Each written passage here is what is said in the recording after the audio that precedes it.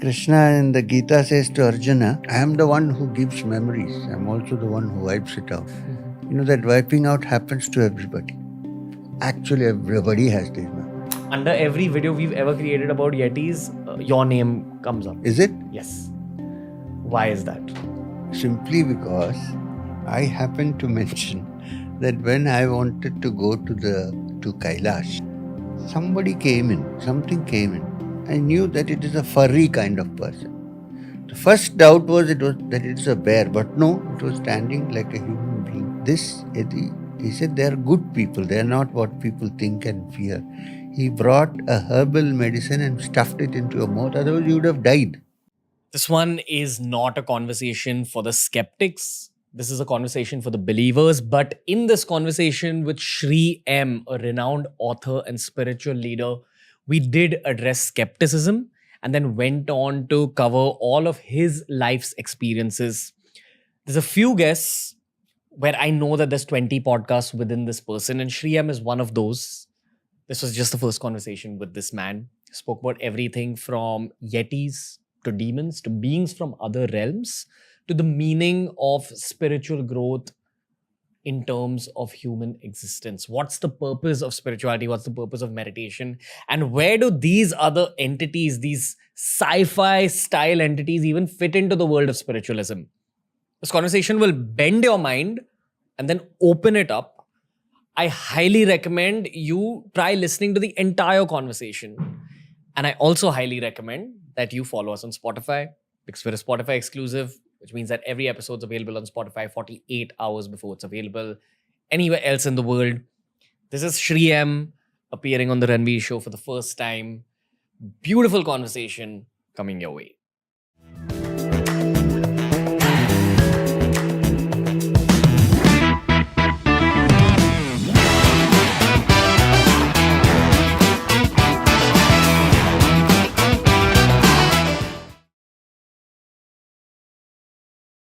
Shri M, I'm overwhelmed that you're on the show today. I honestly don't know where to begin this conversation with you, and I'd love to say these conversations with you because there's that much to speak to you about. All your, I want to say life's experiences, but I'm going to say soul's experiences instead. But maybe to begin our series with you, I'd love to just know about this lifetime, sir. Like what? Firstly, how are you today? Today I'm good. But then I'm generally always like this, In spite of whatever is happening, I maintain a quiet mind. And I'm very happy that you call me. I know what you do, the kind of work. So the idea is, as in the Gita, Sarvatra Samabuddhaya, which means to remain tranquil under all circumstances. So therefore, to the question, how are you? I'm okay, I'm fine. Wow. I'm a little stumped. That's my usual starter for all these episodes. But let's begin with this lifetime. What's your earliest memory from this life? My earliest memory in this life, in this physical body, till the age of 9, I don't remember much except what everybody remembers, normal. But after I had the unique experience of my guru, Maheshwarnath Babaji, laying his hand on my head and saying, "Samay hone par sab theek ho jayega." After that, I started having memories of before. I've had memories like, nobody has asked me this question before. I've had memories of being enclosed in some dark room, as a small little embryo, powerless, not able to move, but memories flooding inside of the past. And then one day, all of a sudden, all the memories disappeared and I was out.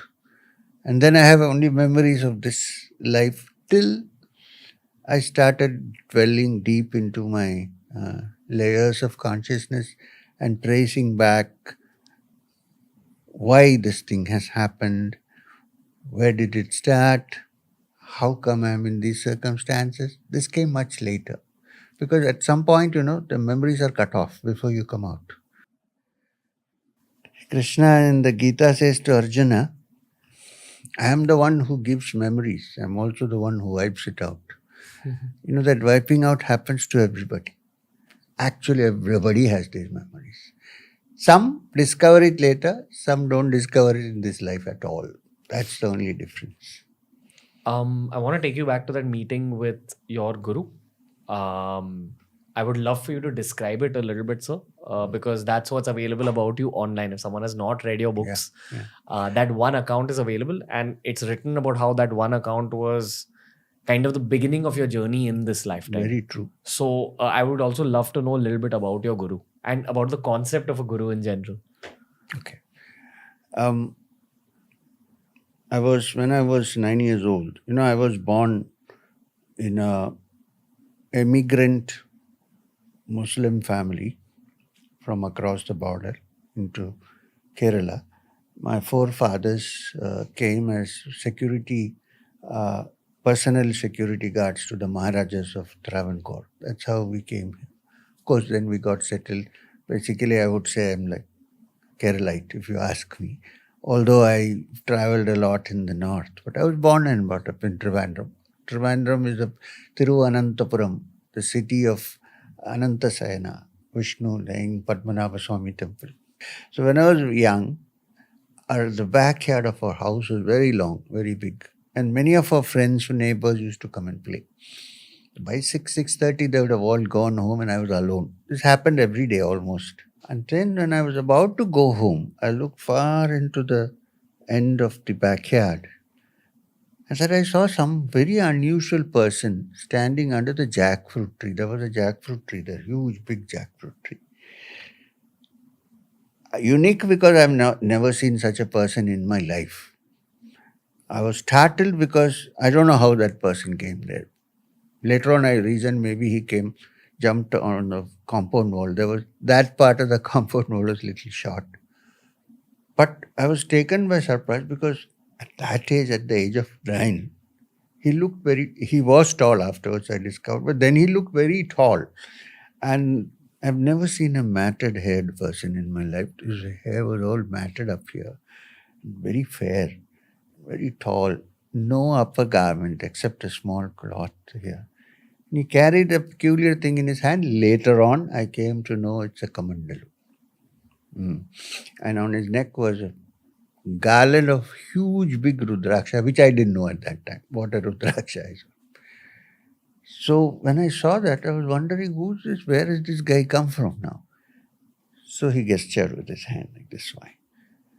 What is the natural reaction when in the evening, when it's about to get dark, a stranger calling you? That was strange looking stranger. The reaction is bolt. But I felt I must go. So I went closer to him. Then I was standing with him, not face to face because he was taller and was looking down. So he asked me, do you remember anything? I said, no, because I didn't remember. I didn't know what he was asking. Remember what? I said, no. Then he put his hand on my head. He said it in Hindi, but I'm telling you in English. He said, when the time comes, you will remember everything. Everything will be fine. And then he said, go back. So I walked back, still wondering what's happening here to me.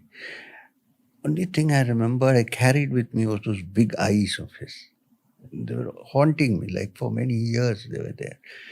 I walked back. I know that I reached the kitchen at the back and my mother was cooking something. Now, I wanted to turn back and look. I could not. I could turn back only when I climbed the steps and went to the back door. Then I turned back. There was nobody there. So I said, but it was not a vision. It was an actual thing. Anyway, because I could still feel that hand on my head, there's something, the feeling of warmth.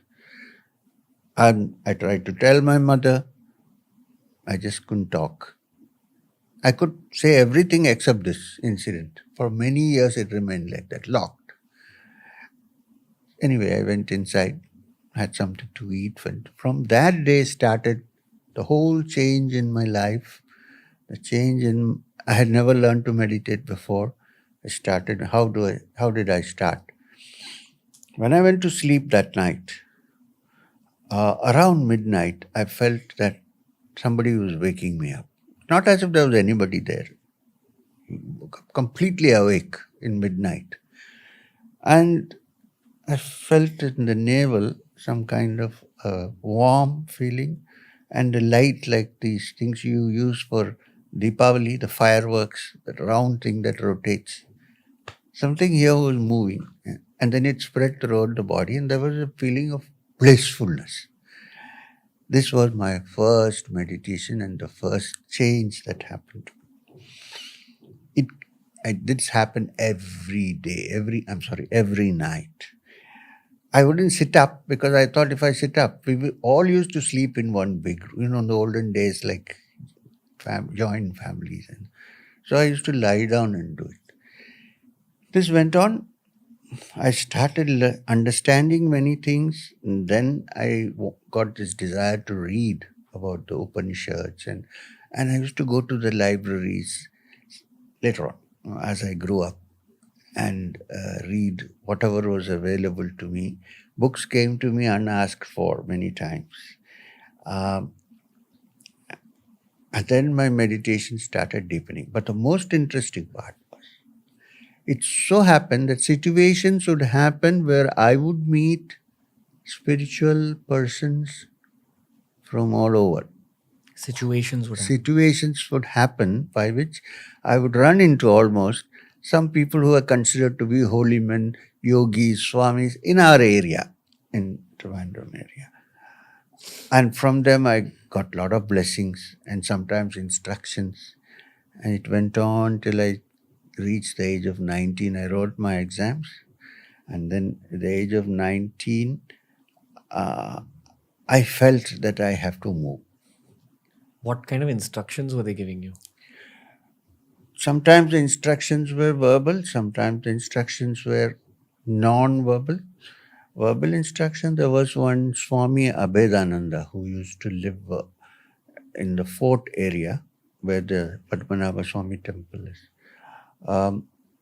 He was not so well known, but he had a following. And I used to go there on a Saturday, Sunday, walk up from our bicycle sometimes. And he would make me sit near him.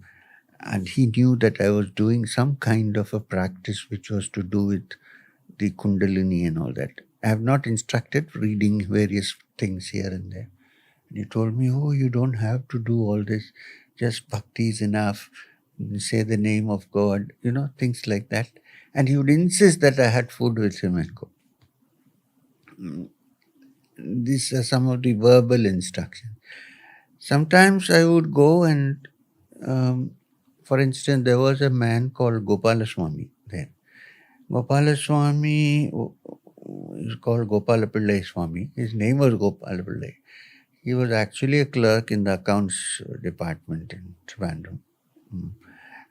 But he was a very advanced yogi.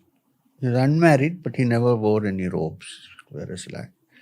So when I was small, at the age of 12, I used to go to a nearby house to learn mathematics. I was a little weak in mathematics. So somebody used to instruct me, one Mr. Ramaswamy. One day I went, they said, oh, today there is no class. I said, why? What happened? No, Swami has come, so there is no class. I said, which Swami has come? What? I did. Curious. Then his mother came out and said, come inside. So I went there and I saw this man sitting. Well-built man, short haircut, no sign of any Swami, nothing. His cloth was tied like this, cross-belt type. And as soon as I entered, he said, in Malayalam, come here, sit down. He put his hand on my head and massage. And then he told them, very good boy, like that in Malayalam. These are these non-verbal instructions. You feel some information went into your mind? My mind was changing. I began to see, more than see, feel that there were things much beyond what we normally think of. that this world is not a three-dimensional world. There are other things beyond. And I also felt that my calling was to find the ultimate happiness and the ultimate infinite supreme rather than satisfy day-to-day things that we normally think of at that time. So this started happening. I have to ask you about the journey again. We're back to age Sure. 19. Sure. Usually, a teenage is like the beginning of adulthood, where you actually begin to get your first few droplets of philosophy in your head and you start questioning life and purpose and these Right, things. right. Was that happening to you, or had it happened a lot earlier? And were you just, already sure about the No, answer? I was not sure. Okay. I had some extraordinary experience, which we discussed some time back, meeting strange people, so-called strange people. They're not really strange, and getting some information and some experiences and so on. But it was at that age of 19 that I began to think seriously that I need to have a very tangible experience in these matters before I can begin to believe in them. You wanted the I experience. wanted to actually, I read by then so many textbooks talking about moksha, talking about the ultimate reality. I had a few experiences which is just ABC. But then I wanted to move, and I thought this environment where I'm staying is not going to help me. I also deep down in my mind had a feeling that somewhere in the Himalayas somebody's waiting for me to teach. I know. Specifically the Himalayas? Like you used to think about that? Yes, some snow-clad mountain. I don't know whether snow-clad mountains where I'm walking and there's someone standing up there. This kind of thoughts used to occur. Part of it may be my desire to go to find out. And also I've read that great yogis live in them. Could be. But this was there recurring all the time. And I also felt that in this situation where I was at home, since I was the only child, the only male child in India, that's a big thing. And you're supposed to take over your family's business. And I was getting kind of like feeling that I was in a cage. I wanted to break out of that. It was a golden cage, okay? Many would have preferred to stay in the golden cage, but I wanted to break it. Cage is a cage, right? Wood or gold. So it was like a bird which can't fly. One day, I decided I'll just go. You must understand, those days there was no Google, there is no maps, there is no nothing. So I used to look for some time at railway guides and find out where to go to the Himalayas, where is Rishikesh, where. And one day finally I left. I had some money with me and I've never traveled for such long distances on my own, but I just went. I had a lot of problems about trying to. I had some money, where to find food, how to travel in trains. It went on. And cold. I didn't realize that I needed some warm clothes and so on. I suffered a lot. Even after I reached Rishikesh by train, I suffered a lot. So I thought, let me stay in some ashram, at least look after the body. So I stayed in Divine Life Society. Swami Chidananda was the head of that society and that. I met him, I used to meet him, talk to him. But he also knew that I won't stay there. He said, you're going, I don't think you will stay here. Then one day I left and then I started walking. So from Rishikesh to Badrinath, I decided to go on foot. By the time I reached Vashishta Gufa, which is on the way, quite close, 20 kilometers away, 25, my legs were all swollen and I just couldn't. I so went to the cave. There was a Swamiji there. He died about 9 months ago. He looked after me. He said, don't go anywhere, stay. He was also from Kerala, so there was a common language and so on. He looked. And then afterwards, okay, I didn't stay a single day. I moved on. So I walked, I met a couple of people here and there, some ashrams and so on, and reached Badrinath. You reached Badrinath. Wow. Took me 1 month and 10 days or something, if I remember right. Did you have any crazy experiences on the way? Yeah, I met a couple of Swamis, and instead of some yogis, I also met some cannabis smoking guys who were not Swamis, who looked like some. All kinds of things happened to me. I met wise people who were very simple. I remember in the evening, I went into an ashram. It was a Vaishnavite sadhu, the 3 marks everywhere. Sitting there, I went and I always made it a point to tell them the truth, who I was and what my name was, where I came from. He said, very good. So he said, Puja is over, then you have food with me. Puja was over. They went to the Ganga, did Arati, came back. Then after that, he said, come, let's have a chat. He was an elderly man. He said, good, your intentions are good, but I have to tell you something. If you take sannyas, if you renounce the world and take sannyas, you have to be very careful because you have to be sure you're ready for it. He said, if somebody is climbing up steps to go to the top of the mountain, if you fall from the first or second step, you won't get hurt. If you go up there and fall, you will not be able to recover. You'll break your limbs. Was that a way of saying if you fail your tests once you... Yeah. Okay. Yes. So he kind of gave me some warning, like, be careful. But what can go wrong on that journey of See, renouncing the world? it can go wrong in the sense that we are not ready for it. We don't know what we are going in for. And then we find life too tough. And either you succumb to the temptation and still wear a robe, or you succumb to temptation and leave everything and come off back to the world. I think the first thing I said is worse than coming back to the world. That you You wear the robe, but you can't live the life. Then it becomes a double life. It's better to say, okay, I can't do this and get back. So he was warning me in that kind of, that Sant Ganeshwar in Alandi. Yes, sir. His father became a sannyasi while his wife was still young, and so she became pregnant, and he ran off. He went off to Ganinath, his yogi. And one day Ganinath came to Alandi, and there is a tree there around which women are supposed to go around to free themselves of their troubles. So he saw a young lady going around praying, saying, I'm pregnant, please bring back the father. He stopped and he blessed her and said, Tathastu. Then he asked her, who is your husband? She described, found that he was his disciple. He never told him that he'd married. So he went and said, go back. This is not the way. So he came back. Therefore, the whole family was kind of thrown out of society. Because you became a sannyasin, then you throw away your robe and you come back. But his guru wanted him to do it. So he came back. So they were ostracized and kept out. Understood. The story is that once the Pandits were having a Vedic discussion, and by the time all the children became great yogis, including Ganeshwar. Muktabai, the sister, also became a yogini. His brother became Nurtinath, another yogi. So one day, and Ganeshwar was very small, very young, and he was walking. He saw the people chanting the Vedas, so he also went to join, coming from a family which knew the Vedas. They said, this is the same fellow, that sannyasin who came back. He's ostracized. He can't be allowed here. Go off. You can't chant the Vedas.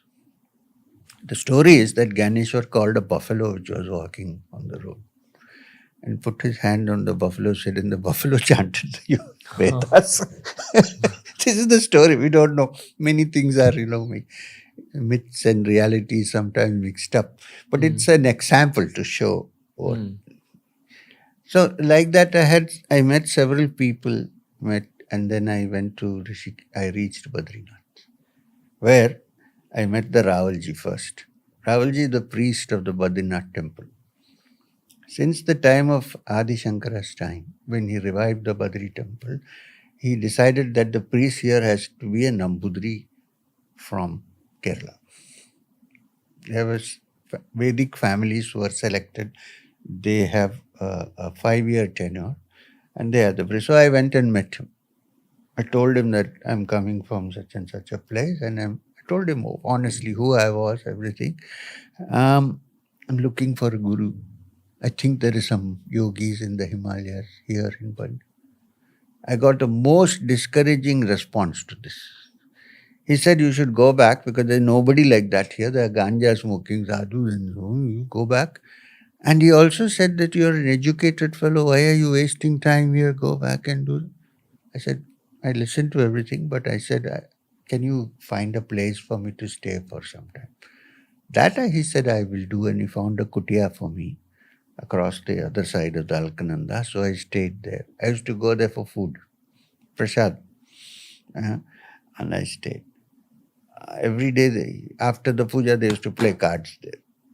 So I was getting a little disillusioned. I burned my bridges, and now here. So there is a place, the last village in Indian village is Mana on the border. After that, 30 kilometers, you get the Indo-Tibetan border. But the last village is Mana.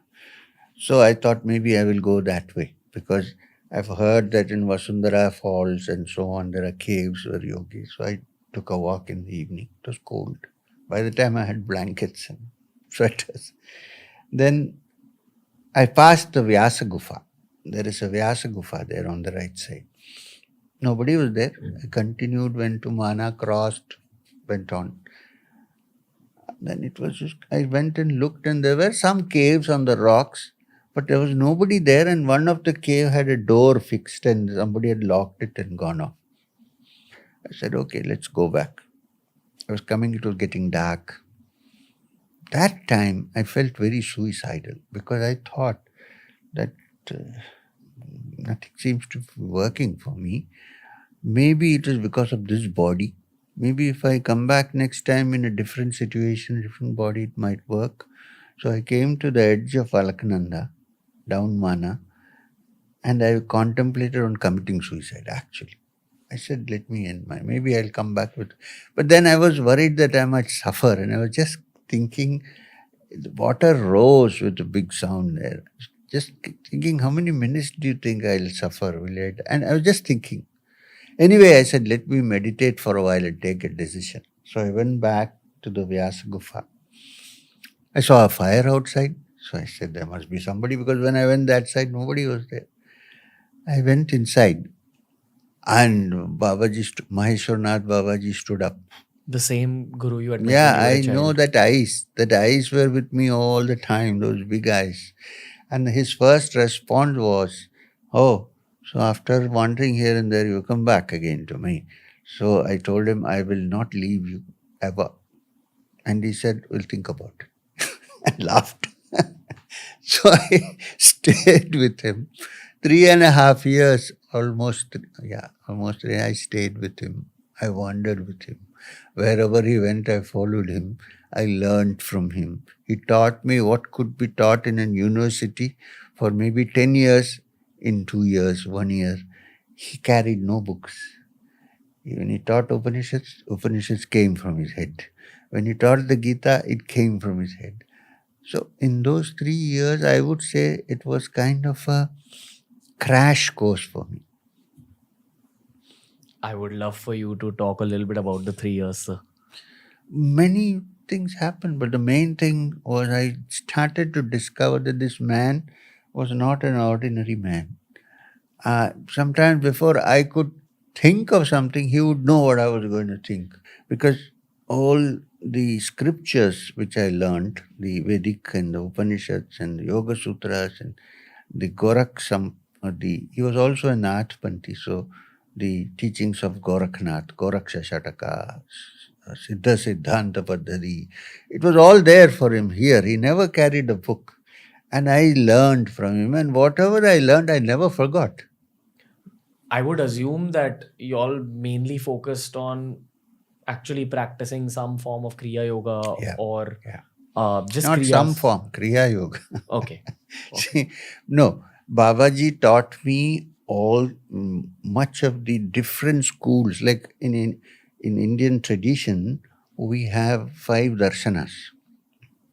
Now, darshanas means schools of philosophy, but the word darshana means face to face.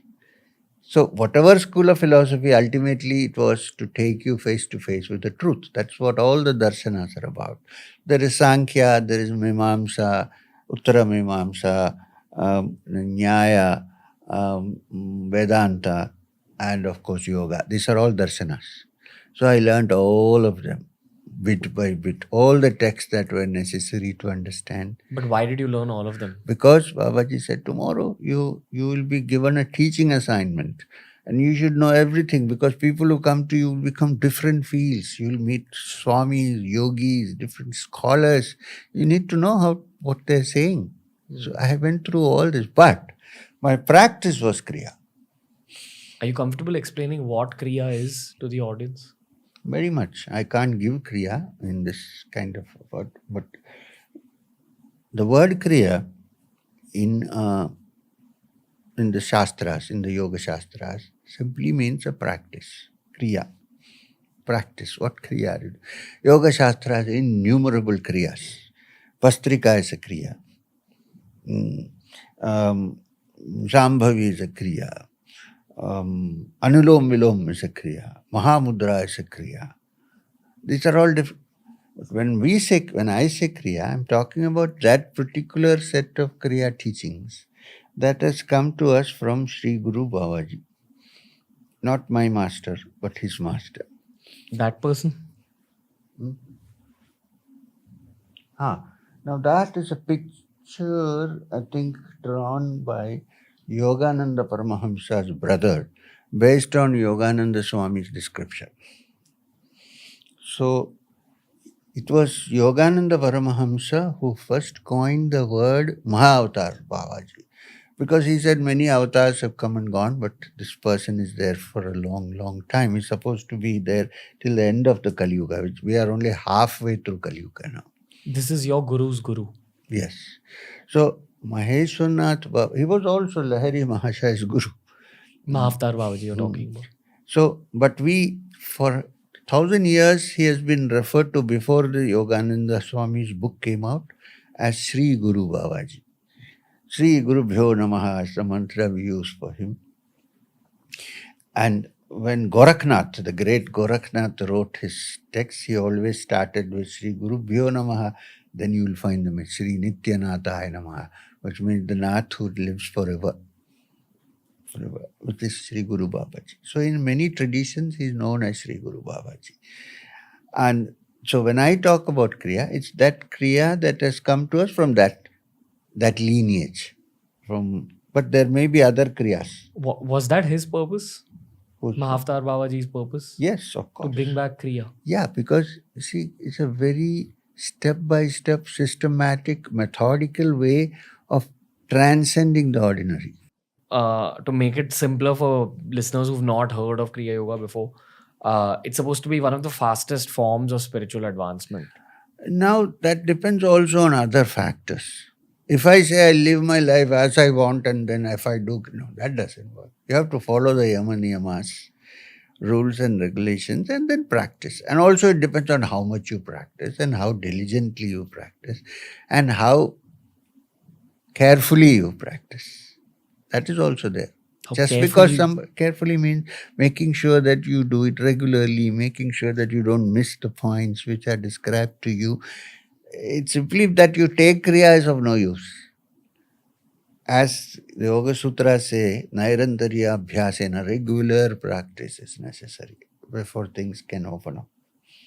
So what Kriya does, basically it's a way of erasing your awareness from the gross to the subtle with attention to the spine, which is called the Sushumna Nadi. What does gross to the subtle mean? That means the mind is usually caught up in what we call Prithvi Tattva, which means the gross forms of energy, physical, and so on. You have to raise the mind from that to subtler and subtler levels, which means to take your awareness through different parts of your spine. The spinal cord, the Sushumna Nadi, which it's called, then the mind becomes finer and finer and finer till it finally figures out the origin of this whole substance called the human. So you've been practicing for a very long time now. Yes. What is your reality now in the moment after so many years of practice? For me, now I practice because I enjoy it. I don't practice it for anything else. I enjoy practicing. But what it has done to me is it has opened up many dimensions to my mind. It has taken me from the mind can be at a given moment shifted from the lower to the higher levels At will. of consciousness. When you say higher levels, do you mean closer to God? No, from the Indian system of thought, when the mind is free of all vrittis, that mind reflects divinity. And divinity is not something that sits out there like the God concept in Semitic religions. It's the spark of the divine that exists in us. This is God. It's not some outside thing. The entire universe, which is pervaded by the Supreme Being, but it is recognized in the human being as the core of one's own consciousness, in one's own being. This is the Jiva. This is God. It's not something outside. Do you believe in higher beings? Yes, I do. You believe in higher beings? Yes. And I ask you this because the podcasting community talks about these things all over the world. I don't believe in higher beings. I know that higher beings exist. What is the meaning of What higher I beings? believe means I don't know, I believe. For me, it's not a belief. Higher beings, there are many kinds. First of all, it is so funny to think that in this earth there are only human beings. It's very limited way of thinking. There are other beings. We don't see them, doesn't mean that they don't exist. We don't see the air, but it exists. So there are. Now we are talking, right? We're talking about something serious, and it is going to lead to so many people understanding certain things. Believe me, there are these beings around, encouraging, hoping, helping, saying, push, let it go to the world. You may not see it. That doesn't mean that they don't exist. And it is not necessary to see. So, in terms of an ant, I don't know if an ant actually has the same kind of perception that we do as human beings, but an ant certainly can't jump.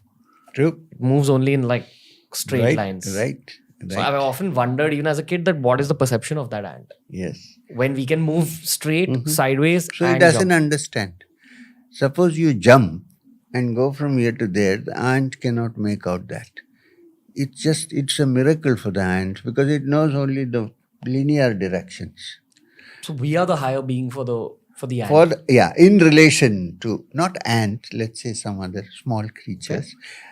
And therefore, for the higher beings, we in our undeveloped state are like the ant. Okay. It's difficult to conceive even what it is all about. Where would you even begin this conversation of higher beings? Would you put ghosts in that category? What people reference as ghosts? No. See, ghosts are generally they come out of one's imagination. Let me put it this way. The human body has electricity. It has, because there are chemicals, there are metals, everything. Now, generally when a person grows old and dies, all this electricity slowly fades off and it's gone. Suppose somebody dies in an accident. Suddenly, what happens to the electric charges? Forget the soul, that's gone. What happens to the electric charges which were in this body and which, because they remained in this body, have acquired a certain shape just like this body? What happens? They are released. That is released. And it is wandering around. You can't see it, and under special circumstances it may be visible. Since for a long time it was inside this body, it will have the same shape and people will say there is a ghost. Over time that will disappear because that charge will be lost. But believe me, it has no intelligence of its own. It cannot hurt you because it can hurt you by fear, of course. You get frightened and you get a heart attack. That's not the fault of that wraith, whatever is there. It's the charge that has left the human body because suddenly somebody died while still everything was fresh. But the soul is not there in that. Soul is gone. What about people who get possessed by these things? I think 90% of possession is a psychological disease. There is no such person. In rare cases, it may be, but it's not these electrical charges that can possess. In rare cases, other beings are known to have occupied physical bodies. And these are not necessarily ghosts. These could No, be demonic no, entities. no. They Then- need not be demonic. They can be good in entities also. You see, when we say invisible, we always put it into the demonic category. There may be good and there may be bad in it. So there are higher beings around us, or different beings which are also good. Oh, yes, of course. They are good. Now here there are good. Right now. I'm telling you, because, In this house. because they are encouraging us. So now, wait a minute. Now let me tell you this. Which is why when you sit down and pray, you meditate, sometimes you feel good because they are helping you. Sometimes you don't feel because they are doing something else. So there are beings, there's no question. And in fact, if you develop the capacity to see, you may be able to see them also. But for us who are walking on the path to absolute freedom, we don't want to get stuck with these beings. We need to go further up. What is their purpose? Why are they there? They are here because, you see, their rate of frequency of vibration of their bodies is different from ours, right? So even if they are here where we are sitting, we don't feel them and they don't feel us because their frequencies are different. Can they see us? Like, if they wish. Some, not all, can see us. Some are unconsciously there, not even aware that we are here, just as we are not aware that they are there. Rare among them might be able to see, like rare among us may be able to see or feel more than see. Do you feel anything in this house? Just by any chance? This house, I feel some meditation energies here. Probably because you're meditating or somebody is meditating. And I also see pictures here of the lineage of Lahiri Mahashaya and Sri Guru Babaji. So there are some presences here which are positive. They're not negative presences. Yeah, yes. I'd love to know about angels, farishte, these things. Are these the higher good beings that you speak of? True. So angels are what? God's soldiers? That is the Semitic narrative of angels. They're not soldiers or anything. They're beings who belong to a different dimension. They will not become human beings, nor will human beings become angels. There are many species of such beings on this earth, not only us, Homo sapiens. And they interpenetrate this world. They're also beyond. There are also beings who come from other realms, which are not of this earth. Not of this universe or not of this earth? Sometimes from another universe also. So many questions I have right now. So, was it your guru who began to teach you these things? Yes, of course. In fact, when I went, I didn't have much of faith in all these things. I wanted to do Kriya and I wanted to touch the Atman and be free and so on. But he said, but there are many intermediate things between this and that. Why did you have to learn about these things? Because they are facts. We need to know them. They exist and sometimes they are very helpful to us. You can always use them for help. And if they are negative, you learn about them. Otherwise, how would you avoid them? How do you use them for help? Whenever we sit down and meditate and chant like for instance, Guru Brahma, Guru Vishnu, Guru Devo Maheshwara, such chants when you do, then these higher beings who are there to help us, they come and influence our minds and help us to be free of distractions. Things like that. Suppose there is some problem happening because of the negative influence of such kind of being, always invoke the positive so that it takes care of it negates the negative. These higher beings, why would they even cause negativity to us? Not the higher good beings. When I say higher, I'm talking about that which is not like physical. Yeah. What is beyond the physical, that deliberately will not cause harm to you. But there are like beings can, for instance, increase your desires. Now, this for a sadhak, for instance, on the path of spiritual is a dangerous thing. So you need to handle it in its own You way. mean like sexual desires? Yes, and so on. And so on. Okay. Wherever there is lot of sexual activity, you find such beings. They're not bad per se, but they are those who encourage you to carry on with it because they live by it. They enjoy it. Like a bad college friend, bad influence college Exactly. friend. But they're good fellows. I mean, by their own, they are okay. But for us who are walking in a different direction, they may be taking you off. Yeah. Got you. Just a little naughty elements around you. That's right. And you may not even know that normally we dismiss it as thoughts, but we don't understand that these thoughts could have been infused by some. Let's talk about that. Let's talk about thoughts not being a property of just your own mind. No. Thoughts, as far as, see, I go to a function, I'm giving you a simple example, and somebody is lecturing there, talking, like what Hitler used to do. Then he goes raving in the end. All attention is there, right?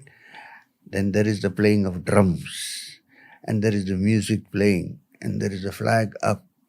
Your thought is no more yours. It's been taken over. This is what I mean. Or circumstances? Maybe circumstances are put into your life. Also. Partly circumstances also can take over and change your thinking. Sometimes you may be thinking something which was never part of your psyche. It may be coming from somebody else or somewhere else. Okay.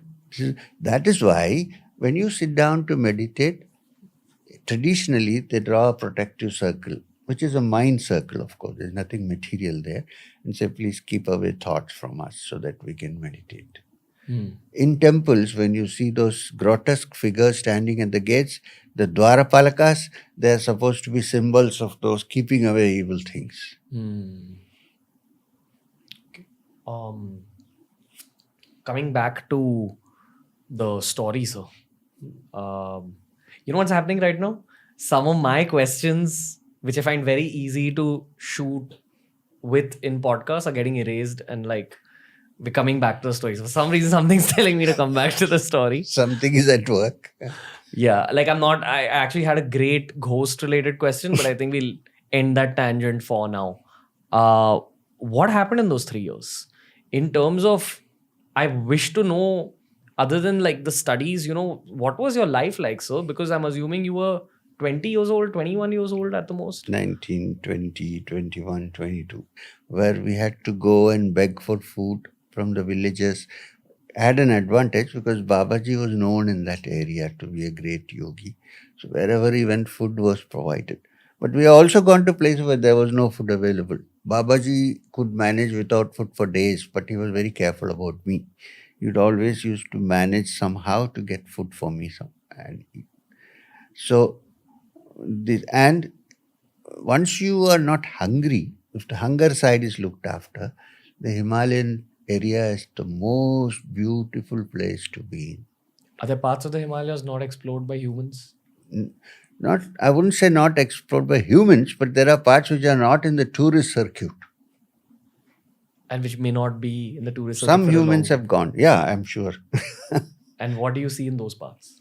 You see such places where you have herbs which grow, which can keep your hunger at bay for a long time. You see such beautiful streams with clear water flowing, which has herbs already infused in the water. You sometimes see great yogis, unknown. In fact, after that, I discovered that there are more unknown great yogis than the known ones. Seriously. We know only the known ones and we think they are great. There are unknown ones who are greater than anything that you can think of. Mahayogis, as they call. Great. Is it true that there are certain kriyas and certain yogas that actually change your physical appearance heavily? Yes. What happens? The cells start changing. The human cells begin to change. They get filled with more energy, which is normally not available to the human being. So they change. Even physically, a Kriya Yogi he may look similar to others, but there will be some change in him which people can make out when they meet, when they talk. There's something about this guy which is uncanny. It's because it's not a deliberate thing. As you practice Kriya, the cells get charged with energy. And therefore, they are no longer like an ordinary cell. What I've understood from a slightly scientific perspective is that your breathing becomes slower and deeper. Am I right in saying that? Yes, your breathing becomes slower and deeper, but also the prana, the life energies which are usually not released from the centers called the plexuses, they get released. That's also there. So your body holds energy in these packets, Yes. which gets opened up, and everybody's got those energies as well, Yes, waiting to be opened up. exactly. Which is why I will now ask you about what Kundalini is. I have never asked this on the show. And I know it was an area of interest when you were young, and it's been an area of interest throughout your life, of course.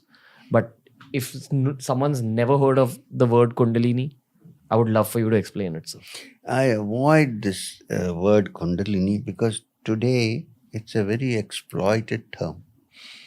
Every Tom, Dick, and Harry is raising his Kundalini for $500 today. If you go onto the internet, that's not Kundalini, it's something else. I don't know what it is. Now, what is the meaning of the word Kundalini? Kundalini, Kula Kundali, it's called in the Tantras. Now, the Tantras have two sections. One is the Mantrayana section. It's dealing with mantras where Sri Vidya and so on comes. The Yoga Tantras are those which deal with this energy in the human body. Now, what does it mean? The entire energy of the universe, which is complete, Purna. Parashakti is the word used by the Shaktas. This, and it is feminine. Creative energy is always depicted as feminine. So this Parashakti, after having done all its work, in the human being, where does it operate? First, it operates as sex. The sex and Kundalini are interrelated. It is the same energy, but in a different way. So, Kundalini, you don't want to, as a Shakti, is also called Bhujangi because it's like a snake. In the sense, there is no snake there, but it's coiled and it raises its hood, meaning it awakens. This energy, through sex, creates another human being. It's a creative energy, right? So what happens in sex? The semen goes into a woman's womb and then a new being is created. This is created by the same energy which we call Kundalini, acting through sex. Which is why somewhere people have got this connection between sex and Tantra, which of course has been exploited beyond recognition. Now, this energy, after having made a child, doesn't dissipate. It stays. Where does it stay? In the bottom of the spine, in the center called the Muladhara. Your lowest chakra? Lower center. Lowest not in the sense of low and high, but in the bottommost. Physically physically low. Yes. So it stays there. And whenever a person has a sexual excitement or enjoyment, it is the same energy that operates. Now the yogi, what he does is, instead of allowing it to express itself too much in the sexual field, he controls it and turns it around and makes it ascend the spine. When it ascends the spine, then the Kundalini or the Shakti, whatever you want to call Bhujangi, becomes a spiritually creative energy, just as it becomes a physically creative energy through sex. How do you turn it around? Kriya is one of the practices meant to turn it around from the Yoga Tantra point of view. There is another Shastra which is called the Mantrayana Tantra, which is Sri Vidya Upasana. Through Sri Vidya Upasana, some sounds are used and chanted to awaken it. But the best thing is a judicious combination of both. And what is a fair amount of time if you're disciplined and dedicated to the process? Now, this is a very difficult question to answer because it all depends on what um, Stage of growth your soul growth is at. you are and what you have come with from the past. Depends on these factors. But I think so, therefore, you can't fix a fair amount of time in that kind of way. But I think that diligent practice with the understanding that you need to rise above the ordinary can help you to go there. But it's very difficult to fix. Some people happens fast and some people it takes some time. The idea is not to give up. Because it'll carry on into your next birth. Yes, and also I feel it's better that it goes slowly and matures rather than suddenly happens, because the energy is so powerful that there are cases when it has suddenly happened and the body and the mind is not able to cope with it and people become somewhat semi-crazy. When you say crazy, what happens? Suddenly there's a spurt of energy which they don't know how to place, how to control. They sort of behave in strange ways. And maybe some people might consider them to be possessed when this is Yes, happening. possible. Or mad. They're not actually mad. They're seeing things and hearing things and going with because something has happened in them. So I think the best thing is that it happens in a slow pace till the whole mind and body becomes mature to take the impact of the arousal. That's why I'm very concerned when people give techniques without preparing the person properly. I'm very concerned. And because I get people writing to me on mail, email, and so on, saying, I went to so and so, somebody. He taught me this, and now what has happened? My whole body is shaking. Something is going up my spine. I can't eat and drink. I'm suffering. Please help me. Now, I always tell them, look, you have to go back to that person and ask, what did you learn? What did you teach? And he should be able to help you. Then they say he's unreachable. If he's unreachable, then what kind of a teacher are you? So, you know what I'm trying to You say. need a stable, experienced guru to teach you these things. You need a stable person to teach one thing. Second is you should follow through if you taught somebody something. Because it's unexplored territory largely. And that guy, you don't know where the pitfalls are. The poor guy doesn't know. So you need to. So I do it very carefully. I don't generally easily give to people. Not because I'm trying to hide it. It's for their own good. So is your Kundalini rising the same as you getting enlightenment? Is it the same, or moksha or nirvana, or are they two different things? According to the Yoga Shastras, generally, Kaivalya or moksha happens when the energy has risen and gone to the Sahasrara. However, I feel and I know that there are cases of people who do not practice Kriya Yoga or who don't practice Kundalini Yoga in particular, who have also become illumined. But it has happened without their conscious effort. Without their conscious effort. So just happened. Happened because their mind has become so purified and over many lives they've been working towards it. They don't need to go through this process. But it has awakened in some centers. It may not have gone through the usual yogi course from Muladhara to the Sahasrara. There are cases of people for whom suddenly the energy has opened up in the heart center. They suddenly feel that all the bliss and feelings and energies and thoughts and attention has come to, for instance, the anahat In their hearts. and there is a great amount of bliss. They don't know anything about the Muladhara, nothing. It suddenly come. So there are such cases also who have not systematically done the kriya, but who have touched that by finding out their true identity by asking questions like, who am I? Am I this body or am I something else? And then it can happen. So who am I? Am I this body? Okay, just no, I'm kidding. It's a joke. I know. You know, who am I? It's a very funny thing because there was this great Ramana Maharshi who discovered, well, you must remember that at the age of 14, he already had a spiritual experience. We say he didn't do any sadhana, but he must have done sadhana in his previous lives, and he was born a prodigal guy. as a prodigal child.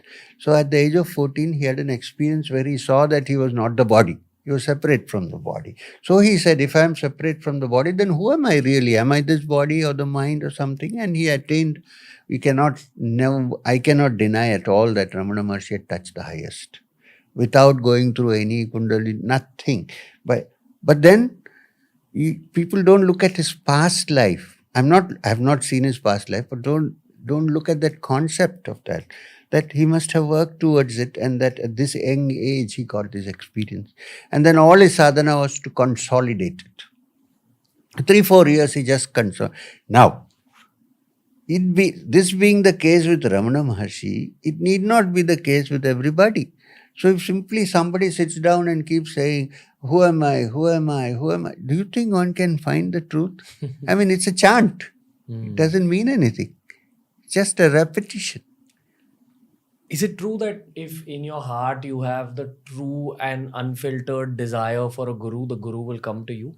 For me, I can only say about myself, 100% as far as I am concerned. I wanted a teacher and the teacher came to me. They say the teacher appears when the student is ready, but the student also needs to want it. Yes, very much. If you are at a place where you say, if I don't get a proper guide, I'm going to die, definitely there's a teacher. But it must be very sincere and one pointed towards that. Can a teacher also leave? Yes, if his function is over, he can leave. And you think gurus change over the course of your life? It could. You can change. There is no harm in that. If somebody says, oh, you shouldn't go away from me, hold on to me, it doesn't make sense to me. I tell people, if you want to go somewhere, please go. Provided it helps. I am also not against directing somebody to go somewhere else. Okay. Little bit earlier on the show, we spoke about dimensions. One thing I've understood about the word Shiva and not the god Shiva is that Shiva is referenced to as the dimension beyond human understanding. Absolutely. I wish to ask you what that even means, because it's beyond my understanding. Like, what are the dimensions out there? There's 3 dimensions, X, Y, Z, the 4th dimension of time. And that's why my mind stops, because science hasn't understood even time yet. Time is just a convenience in mathematical equations. Right. And I've asked some incredibly intelligent astrophysicists, shout out to Abhijit Chavda, but I've asked some incredibly intelligent astrophysicists, and even they have failed to truly understand what time means. No, they don't. Nobody knows what time is. Maybe let's begin there. So let's begin talking about time, and then you can dial it up and take us on the 5th and 6th dimensions. No, let me start with this thing about dimensions. Okay, wherever you wish, sir. And Shivam. The word Shiva, Shivam. You know that Shiva is a very abstract concept. It's not the Shankara that we put in a picture of somebody sitting in Siddhasana and with his eyes closed. But even in that picture, it is the symbol of a yogi. Therefore, a yogi only can understand the fulfillment of the word Shivam. Now, in the diagram of Shiva, you always see a third eye. What does that mean? That means to understand the concept which is beyond the ordinary dimensions, one needs to have a special faculty. And that faculty is symbolically called the third eye. There is nothing here. It's symbolical, which means that with our present set of sense organs, which are our instruments of perception, you cannot discover anything which is beyond the third dimension. So, therefore, only when these come into play, when your other sensory perceptions open up, which are beyond the ordinary, then only you can even begin to have an idea of what the next dimension is all about. And Shivam is the ultimate essence of all dimensions put together. This is the word Shivam. Shivam in Sanskrit means bliss, it means auspiciousness, it means the supreme. All 3 words put together. So, therefore, Shiva is sometimes depicted also as Ardhanarishwara, half male and half female. What does it mean? It means that Shakti, the energy, and Shivam, the ultimate tranquil state, are not 2 different things, but 2 sides of the same coin. When everything is quiet, as the state of Shiva exists, there is no creation, there is no movement. It's only when there is a movement that the whole thing happens. That movement is Shakti. Right? So, what I'm trying to say to your question is that unless and until we awaken the other instruments of perception in our system, we can only theorize about that which is beyond the three dimensions. We cannot even understand. You told me about the ant thing, a very good example. Let me give you another example. There is a plastic transparent box in which is divided vertically. Top is open, divided vertically with another transparent wall. This side there are small wafer thin red beings, let's say. This side small wafer thin green beings. They know only two dimensions, which is this way or this way. They are so thin, they don't even know that there is any thickness. Okay. Now they have seen that the other side looks more beautiful and more green than this side. They would very much like to go there, but they cannot because they don't know how to go. There is a wall in the middle.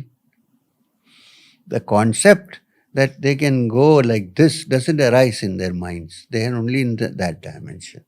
But they see that some have reached there. How did they reach there? We would also like to go. So they attempt to move and press and press. Some of them realize that this is not going to work. So they sit down quietly in one corner. That's when somebody picks them up and puts them this side. When they're moving, you cannot even pick them up. I don't know. So what I'm trying to say is one way of reaching out to that dimension, which you cannot go because you're not accustomed to anything beyond three dimensions, is to sit quiet and still. Meditate more. Still. When the stillness happens, then you're lifted from some dimension, ordinary, and put to something else. Because this is not linear. Like the truth is there or something is there, the other dimension is there, and I'm here and I want to reach that. It doesn't work that way because it is here, there, and everywhere. So how do I experience? By not reaching out anywhere. When everything is quiet. Stay where you are and work your perception to be Yes. at a higher place. Yes. This will take us slowly to the understanding, at least, to begin with in the mind, about something which is beyond the three dimensions. What is time, sir? What was happening 50 years back, is it also happening now? Time is based on change. I'm not talking from the physics point of view, practical point of view. Time depends on change. If there was no change, you cannot reckon time. Everything is same. There is no time. Okay, one. Second, time is a very relative and psychological concept also. Even though the watch may show 1 hour in the same time, if this conversation was boring, one would be wondering, when is this going to end? Such a long time has been going on. This may be the same, mechanical time. Suppose it is interesting. When it is over, I would say, oh my God, it's ended. That was very short. So is time just a physical thing or is it also psychological? Plus, creatures like a mosquito, for instance, we say that it lives for 2 days. But for the mosquito, it's not 2 days. This mosquito was born, then it became like a worm, then it shed its tail and it grew wings and it became a mosquito, and then it looked for food, it drank our blood or whoever's blood, and then it reproduced, it had a family and so on, and then it died 2 days later, 2 or 3, I don't know what the lifespan is. For us it is 2 days and 3 days. For the mosquito, believe me, it's an entire lifetime. Where is this time now? Which is time, this or this?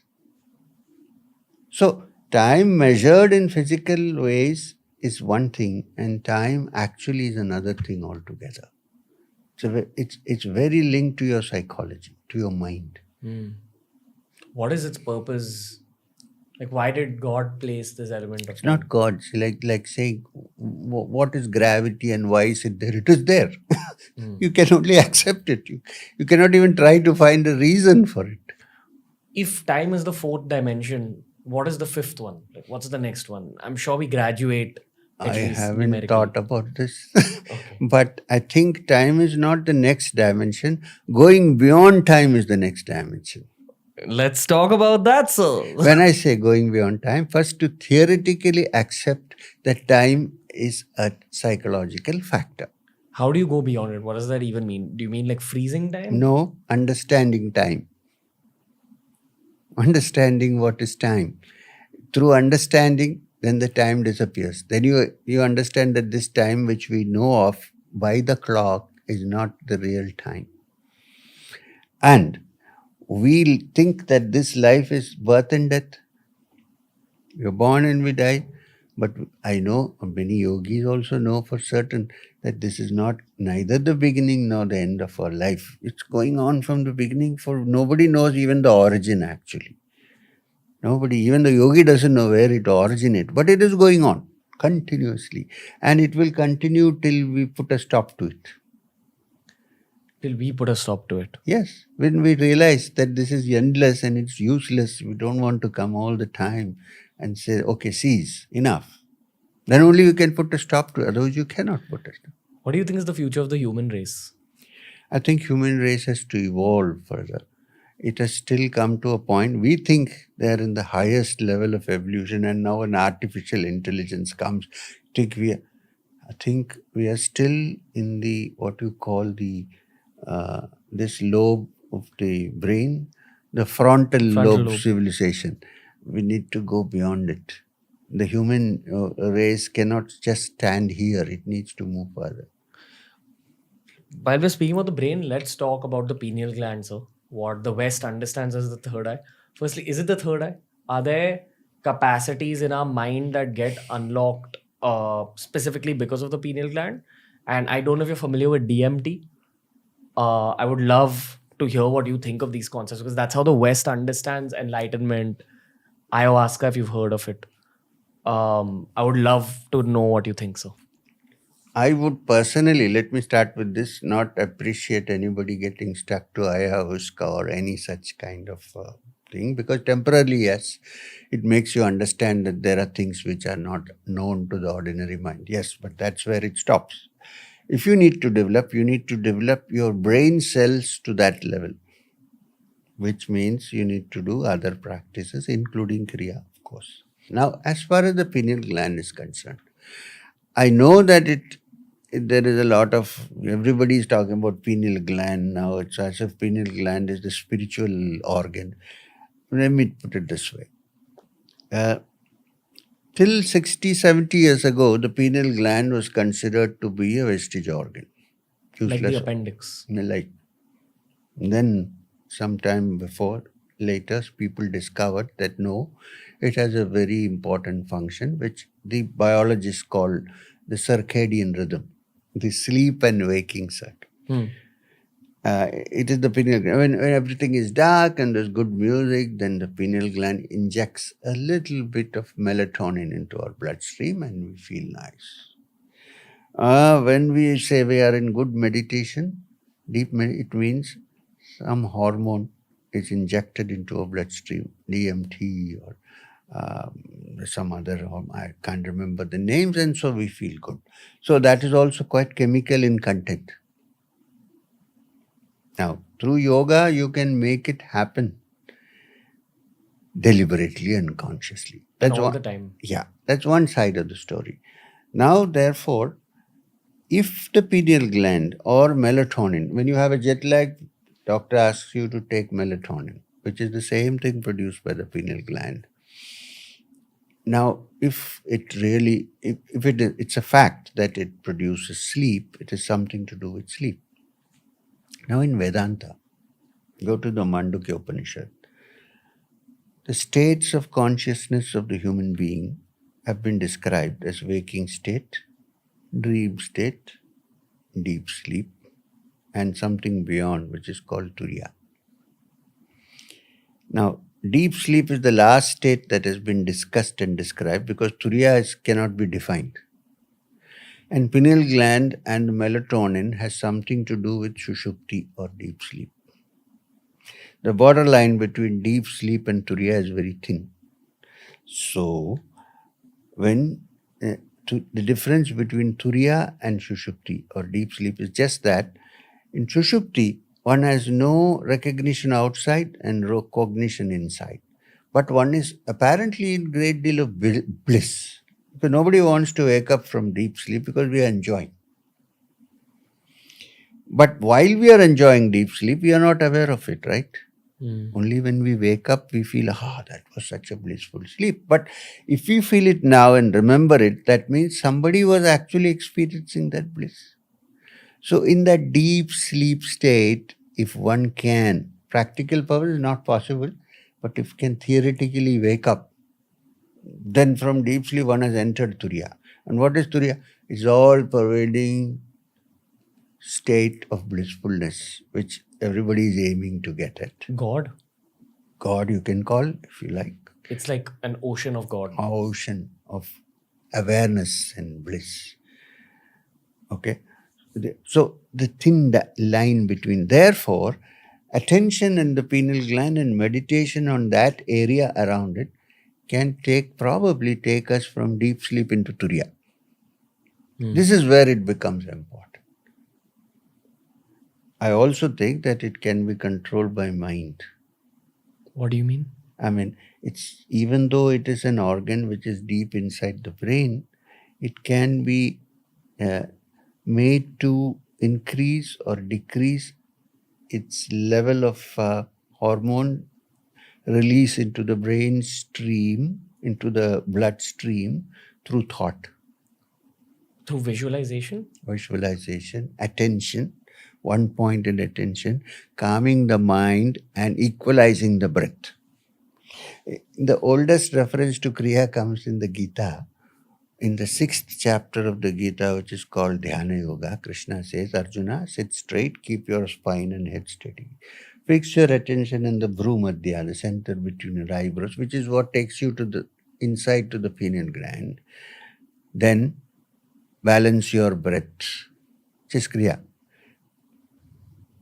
and be free. It's a simple meditation you've just given out, sir. No, seriously, it's from the Gita. Krishna beautifully describes it. He says, sit steady, keep your spine steady, head steady, neck steady. Okay. Now, fix your attention in the Bhrumadhya.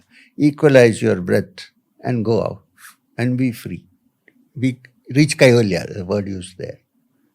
So I think we began this podcast based on your story, and we've gone very far away from it. True. But I love podcasts like this. This is where the real joy of podcasting comes into play.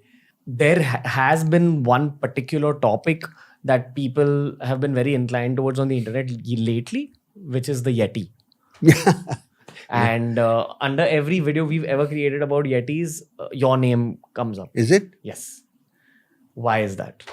Simply because I happened to mention that when I wanted to go to Kailash, it was an unsuccessful attempt.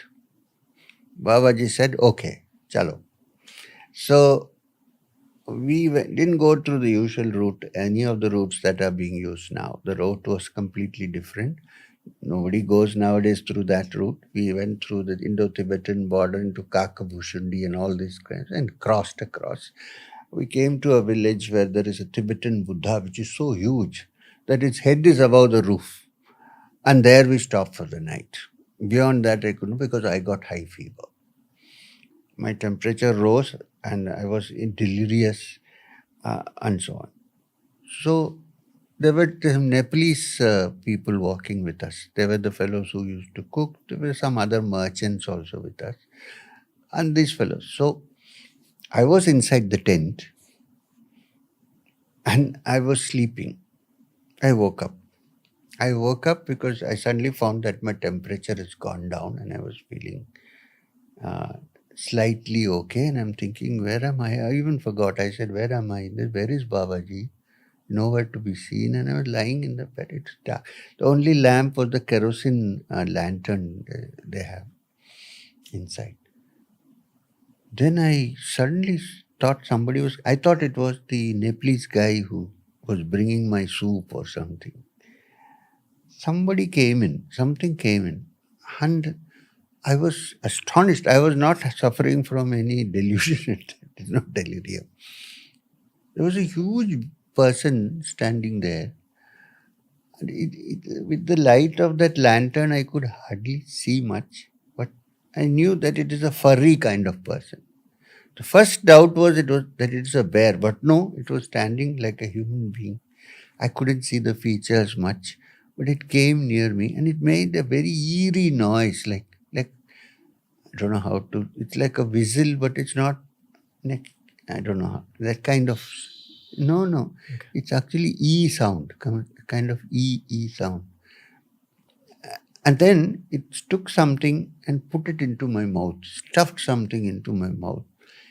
It was a bitter thing. I couldn't spit it out. I swallowed it. And it ran off. By the time that Bahadur came running inside, and this one went out. This I mentioned in my autobiography, which is why this Yeti thing keeps coming. And later on, I even thought it was some kind of a Himalayan ape or something. Babaji told me later on that it was an Yeti. And he said, you would have died with this fever. I said, but I had recovered. He said, no, it would have come again for 8 days. It is some kind of a mountain fever, which usually takes the person at the end. He said, he said, they are good people. They are not what people think and fear. He brought a herbal medicine and stuffed it into your mouth. Otherwise, you would have died. And third day, we returned.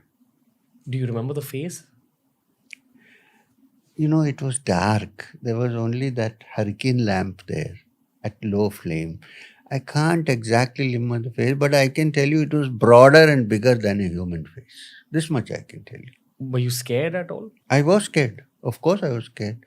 I couldn't scream because I got so scared that the sound stuck in my throat. I couldn't even scream. But before that, all this was done. Split second, kind of. What energy did you feel from it? I didn't feel anything. I think I smelled something like, suppose some furry animal like a dog comes near, that kind of smell. Beyond that, I didn't feel it. What do you think is the Yeti's purpose? Babaji said he came to help you. Beyond that, I don't know. No, generally, like Yetis generally, why do you think they're there? I don't know. I have not even thought about it because this is the first time and the last time I had an experience. But from this, I came to understand that there are such living creatures in the remote parts of mountains and caves and forests, which we don't believe because we don't see them so often. Yeah. And people underestimate how big mountains and forests are. Very big. We don't know a thing. Nothing to compare with any of the national forests that we have. There are many unknown places. While I do wish to ask you everything else about your lifestyle, I know we're constrained a little bit with time, which is why I'm going to bring in a question sent in by my uncle. He has read all your books, and I said that, is there something you really wish for me to bring up as a great introductory aspect of Shri M to the audiences? He said, I would love to know a little bit more about the Nagas and, what they were, who are they, what was their purpose? This is some chapter which I am very reluctant to open up, but the Nagas that we have today, I'm talking about the hooded serpents, not the unhooded serpents. Cobras? Cobras, the hooded cobras that we have, especially the scissor mark guys. They're a kind of, I don't know what word to use. Once upon a time, they belonged to a species of beings that lived in another realm altogether. In ancient times, they were our teachers. They taught us many things, the Nagas, which is why the Nagas are worshipped as symbols of wisdom. Even the Kundalini is considered to be Naga. What we have today is a totally what do you call it? There's some word for it. I'm sorry, I don't get. Like a reduced version? But not reduced. Like decadent. Decadent is the word I was looking for. A decadent leftovers of that species which we have today. Because other Nagas have all disappeared. They've gone back to their realms. The reason why they become decadent is because then they started having relationship with human beings. So they were recalled. And those who were left behind is what we see today as the species of serpents, the cobras. What do you think the intelligence of a cobra is? Is it beyond what we know? The cobras that we have today are not that intelligent as their forefathers who were our teachers. But they are definitely more intelligent than we think, as a normal snake. The unhooded snake, for instance. Now, this is controversial. If I say this, the biologists will say this is not true. Yeah, but we know that the cobras, one thing I can tell you, to my understanding, the cobras do not bite unless they think they're threatened. Now, listening to music and shaking is not real because cobras do not hear. They only pick up vibrations from the ground. They cannot hear. They don't have ears, instruments. But they can sense the rhythm. Okay? Now, one thing I have noticed also is that cobras recognize somebody in whom the Kundalini is active. Are you comfortable just talking about where the ancestors have gone? They've just gone Back to Nagaloka. Is in their realm called Nagaloka, where they have gone back, and I had an encounter in which I really saw somebody from there in the Arundhati cave. But they come back to visit? Very rarely. This was a very rare instance. They don't. Generally not. Okay. Without delving too much into detail, sir, after your 3 years with your guru, why did you come back? Babaji said, go back. Otherwise, I wouldn't have come back. I would have stayed quietly there. I was very happy. I told Babaji, I don't want to go and get stuck. He said, no, it's your plan in life to teach is to go back, get married, settle down, and teach. Because I want you to know what the ordinary human being goes through. Without that, you won't be able to teach. So you have to go through it, go back. And also he told me not to teach till I got a green signal from him. So I never taught for many years. Many years I listened to what others are saying and kept quiet and did not teach a word till the age of 42. But you were practicing your kriya. Yes, of course. And day by day it was expanding the mind. Were you also learning more in those years? I was just learning what I had already learned. I was relearning it to make it more clear when I tell other people, because I knew at some point I will have to teach. I was preparing myself actually. Your purpose in this life is to just relay the information that you have gained? Purpose in this life is to make people understand that in every living being, especially in a human being, because human beings can recognize it, other living beings cannot, that there is a divine element in all living beings, in all human beings. And that divine element is the essence of our being. And if you turn our mind round and look, if you find it, that is the aim of life. To take the human from the ordinary to that which is beyond. This is my aim in life. Yes, sir. Thank you for this conversation. I think we're at the end of it, so genuinely hope to have many, many more conversations with you, because I'm quite comfortable with you, so that we'll see some other time we can have. I hope I didn't make you uncomfortable in any part In of any this. case, I don't get uncomfortable, but I find something okay with it. There's no problem. Thank you, sir. One last question before I let you leave, which is any piece of advice for me personally? Continue with what you're doing, because while you also have discussions with people from all wakes of life, all kinds of people, but While doing that, please keep this in mind that the spiritual aspect is a very important part of life. And when it goes from young people like you, other young people will get interested in it and try to, because the ultimate aim of life is to expand spiritually. So while you may be doing other things, keep this definitely this part of it going all the time, because you will become more and more famous. I know it. As it becomes and as it expands, don't miss the spiritual part of it. Shri M, so thank you. I don't know what to say other than just Thank you. thanking you. Thank you very much for bringing it out from me, because I'm generally sometimes quite reluctant to discuss. Thank you to bring it out in a very friendly, nice way. I mean, I hope the audience has listened to this particular episode very intently, and I hope you'll re-listen to it, because even between the sentences spoken, there was a lot of messages and information. So thank you. I'm hoping to welcome you back on the show soon. Thank you very much. Namaskar. When we began recording this podcast, I thought I would cover this entire man's life journey over the course of one episode. And I was wrong. I only got to cover his origin stories and probably the second chapter where he met his guru. Usually in outros, I talk about what a podcast made me feel. In this outro, I just want to welcome Shri M back on the show because we need to hear more about the story. We need to learn more from Shri M. We need to rise along with all this knowledge that's currently rising in the world, all over the world. They say that India is the hub of culture, the hub of spirituality, even when we're talking about the whole world. What I mean by that is the whole world turns to India when it comes to spiritual growth, when it comes to philosophy, when it comes to the deeper meaning of life. And I hope that this podcast helped you find that slightly deeper meaning of life.